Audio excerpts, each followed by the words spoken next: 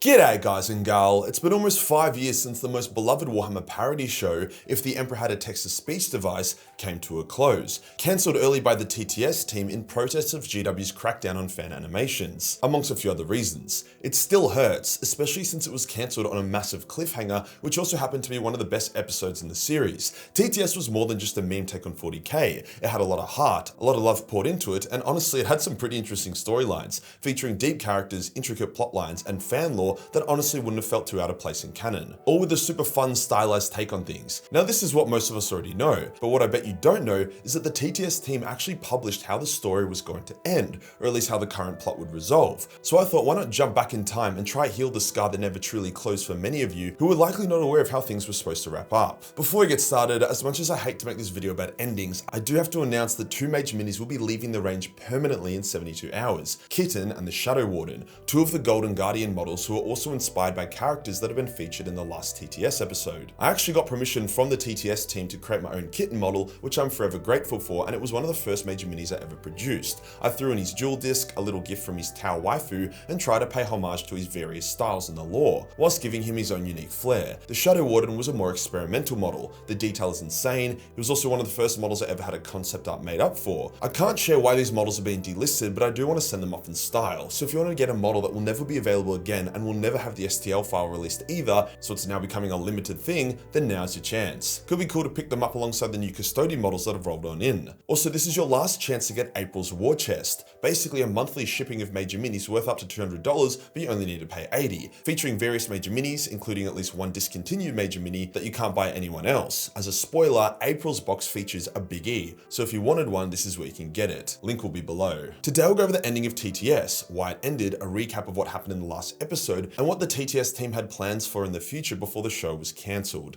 Let's get into it. Okay, since it's been 5 years since the end of TTS, there is a decent chance some of you may not have watched or heard of it, and those that have, well, it was 5 years ago. TTS was an incredible parody of 40k lore, that to many people was a massive comfort for many years. However, basically what happened is that just as they were about to finish their latest episode, GW came out with their zero tolerance policy towards fan animators of Warhammer content, and began contacting fan animators with various deals/threats. Basically, they said either work for us or shut down. Coincidentally, this coincided with their launch of Warhammer Plus. In some cases, the deal seemed decent and the animators accepted. This is what happened with Lost Legion Studios, who would go on to create the Exodite animations, as well as the guy who made the Iron Warriors animation. Most notably of all, the creator of Astartes accepted this deal. A lot of those deals have since fallen apart, as apparently GW is a bit of a bitch to work with. In other cases, the animator was offered a shit deal, rejected it, and ceased working on 40k altogether, such as Sodaz. TTS fell into a strange category. They were obviously a parody show, and GW never actually reached out to them because they weren't really creating Warhammer 40k fan content that could be mistaken for the official work. They were taking the piss out of Warhammer in a loving way, whereas the other channels were more so in that legal danger zone. However, Alpha Bussa, the creator of TTS, had no interest in running the risks. He had just had a kid and did not have the money or energy to fight a legal battle with GW if someone there decided that TTS had to go, which I fully understand.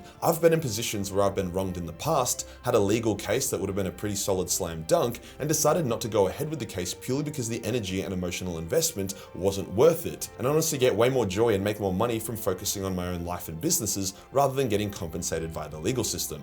Legal battles suck. So to be safe, as well as to show his disgust at GW's new anti-fan works policy, TTS was put on an indefinite hiatus, and the channel pivoted to other IPs. Mostly their Hunter the Parenting series, which still uses the same main cast from TTS, just in a different format, and contains the same fun style and heart, kind of like a spiritual successor in many ways. The pivot was actually quite successful. Their Patreon remained solid, with a number of their new episodes outperforming some of their old TTS episodes, so I'm really happy for them that the pivot didn't kill the channel, which I know is something Alpha Bussa was afraid of. Good work, community. That's why TTS ended. Now for the how and what would have happened next. There were numerous plotlines running simultaneously. Magnus was on his way to get involved with the Inari plotline, Korax and Vulcan were on the way to Terra, with Vulcan dying, but then surviving because because of his orkiness, whilst Kitten was leading a force of custodies to Mars in order to retrieve the Proteus Protocol, a device that could theoretically revive the Emperor, whilst Dawn stayed by the Emperor's side and they watched it all play out. Oh yeah, and the Star Child was leading a force through the Webway, alongside Lehman Russ and Kaldor Drago, also attempting to reach Terra, but were intercepted by the Dark Elder and have been thrown into the arena, whilst the Star Child is getting drained by Vect as an endless source of power via suffering. However, Lady Malice, who was likely possessed by the Laughing God, was on the way to interrupt his plans. However, the Deceiver was also involved. I mean, it was actually pretty fucking intricate and deep,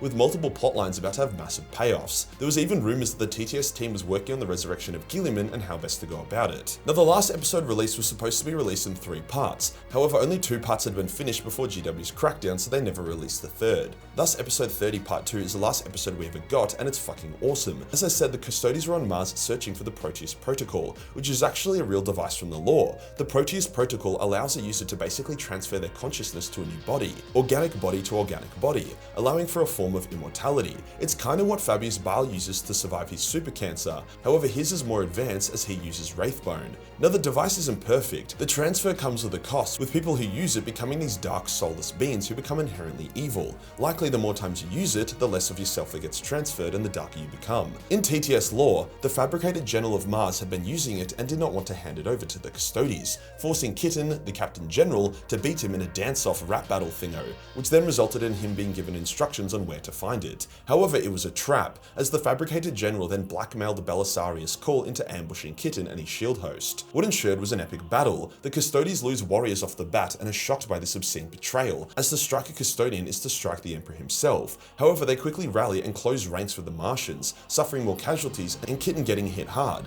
As all seems lost, the Shadow Keepers, led by the Lock Warden himself, deep strike behind the Martians' gun line and get to work, slaughtering the Martian forces. A golden hammer and anvil takes place and Kitten dedicates the victory to the Emperor. However, a Castellan robot that Kitten slew explodes underneath him, killing the Captain General. This was a massive deal as Kitten was literally the day 1 character, basically the protagonist of the entire series. The Custodies are shocked and the Emperor is heartbroken. Like, the dude begins tearing open a warp rift right on top of Terra until Rogel Dawn is able to calm him down.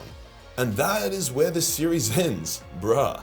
Thankfully, Alpha Buzzer did actually do a write-up of what was going to happen next. Now, as I believe that TTS is truly over, after all it's been 5 years, I have no issue sharing that instead of waiting for it to just come out, which I doubt it will. Basically, the party do win the battle and drive off Call's forces, which then allows them to finally obtain the Proteus Protocol, which is then used not to revive the Emperor, who likely would have said no to it anyway, but is instead used to revive Kitten. Now, that isn't really how the Proteus Protocol is supposed to work. It's not a resurrection device, more so of a consciousness transfer device, but this is TTS, so who cares? Kitten would return, with some brain damage and whatnot. However, effectively it would have worked and brought him back. He then would have returned to the throne world to reunite with the Emperor. However, before that, there would have been an encounter with the Void Dragon, likely awoken by the use of the Proteus Protocol, which was hidden in the same place the Void Dragon resides, that being the Noctilus Labyrinth. The surviving party has no chance of defeating the Void Dragon, unless they verse him in a children's card game. That's right, we would have gotten another episode of Paradox, Billiards, Vostrian Roulette, 4th Dimensional Hypercube, Chess Strip Poker, which are always a blast. Kitten would have used his classic basic monster deck, the Void Dragon would have had some hectic Uber deck. However, as always, Kitten would win, meaning he would have beaten the Emperor, Zinch, and then the Void Dragon.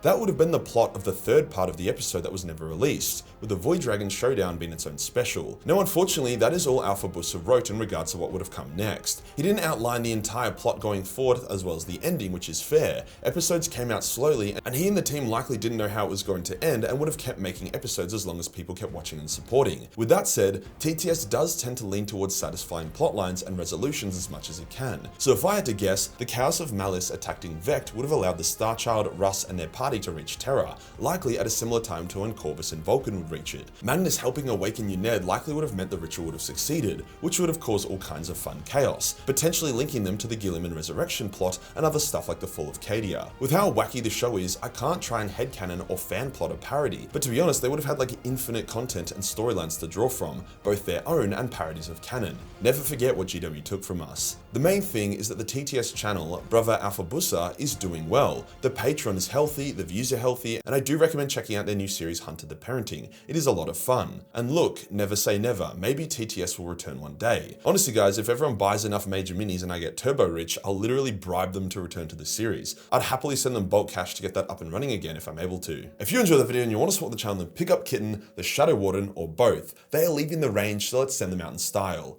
Hit the subscribe button, hit the real subscribe button for more parody content. Join the Discord for more memes that I'll see you in the next one. Peace.